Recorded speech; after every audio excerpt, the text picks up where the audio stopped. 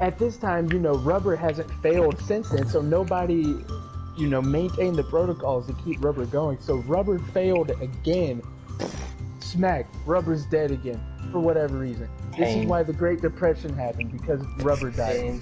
And so, because rubber died, the rubber industry didn't have enough rubber to put in socks anymore. It was a travesty. People were walking around putting, bands on their legs, or, gluing socks to their God legs. forbid, God forbid, people were wearing socks without laces. Holy Without fuck. laces. That's And hot. that's when Billy Boy Sock Marquet, also known as Billy Boy Stock Market, had another nephew.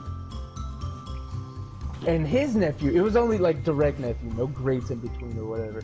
But his nephew was named, God damn it. Do you know his name? I forget his name. Yeah, I think his name was Bob. Donnie, or was it Bob? Was it Bobby Man? I think it was like I Bobby think Man. you're right. I think it was Bobby. Bobby Man. Man, Sock Shit. Marquet, but then he changed his name from Sock Marquet to build his own legacy, and his name then became Pope Francis Benedict Sock Marquet. He liked the name Pope, so because he was a Roman That legal? Catholic, he liked That the name feels Pope illegal. so much.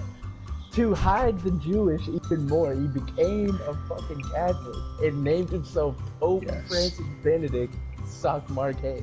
Yes. So, you got Pope Francis Benedict Sock Marquet over here. Also, I want to point Had out that it this was very ingenious unfortunate. idea. It was very unfortunate when he got caught touching kids. That was a horrible time for our country.